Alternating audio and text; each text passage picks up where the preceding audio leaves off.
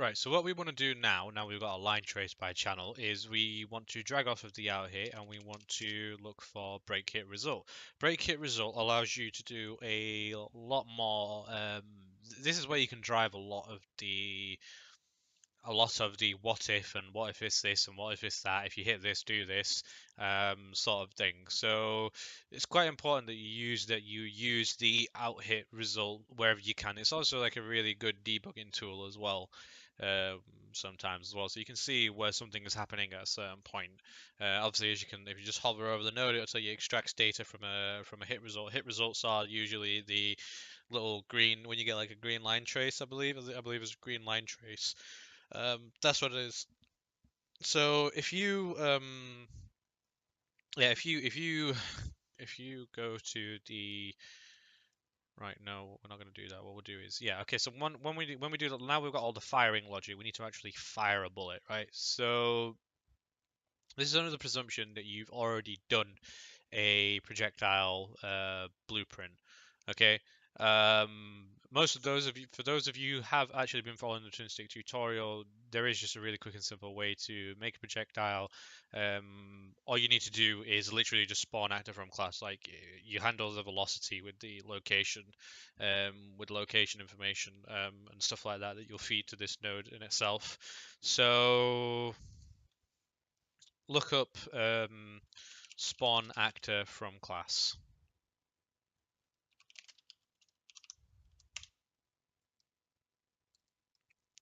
And with the spawn transform, we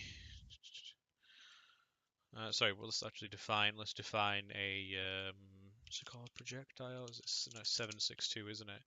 762 millimeter bullet, right? So that's what it is in mind for an AK. So what you need to do is, as you can see, I've got an error.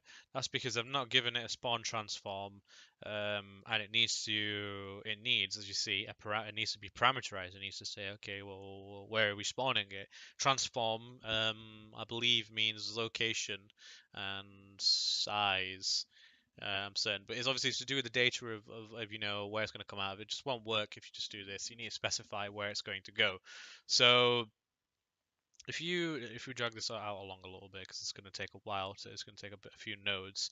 You drag off the spawn transform and look up make transform,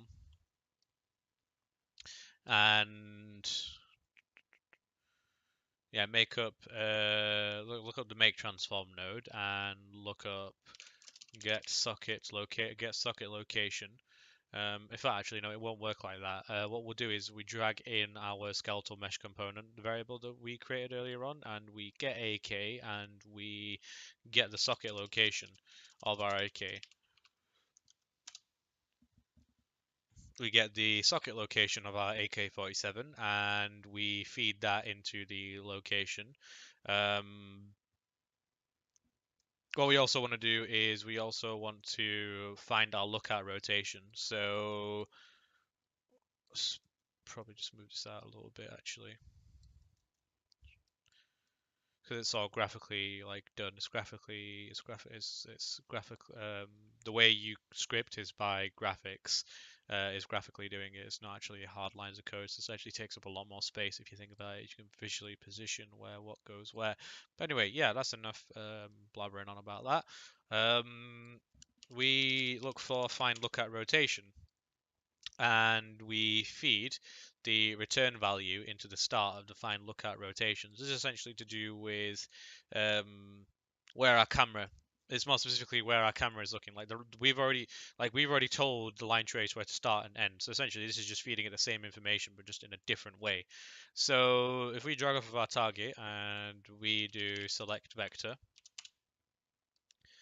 um, we set this up to trace end, and we set up our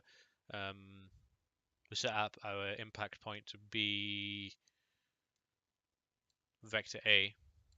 So we also want to pick a, sorry, we want to, by hooking it up into here, we want to hook up the out hit. So we want to use A as the impact point for the target of the of whatever rotation we're looking at to make the transform of the projectile. I know it sounds very long-winded that, But if you think about it, it just makes sense in your head. It will come to you. And if not, then at least you have this tutorial to go back on.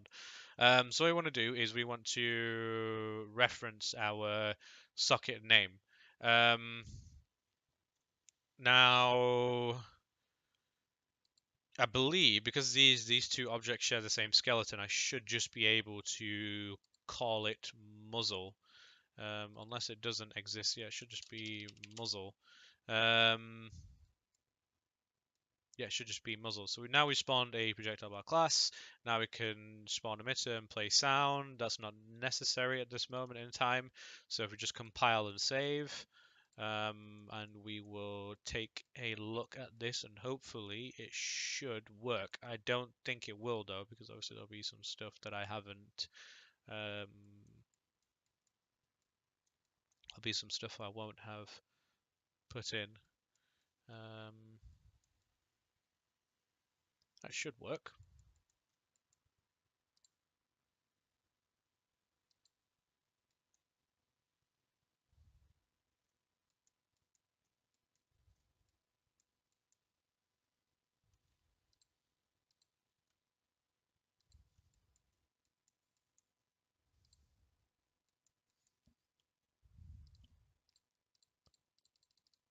Yeah. So as you can see, it's firing these bullets, and it is going to the center of the screen, which is a great success because I actually thought that wasn't going to work. Yeah, I haven't got that annoying sound. That's how you know it's not the annoying 7.62 shell being shot and the casing dropping, and it's all become incredibly loud.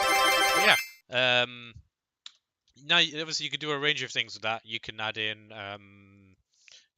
some emitters. You can add in some sound to it. Bullet drops and stuff like that.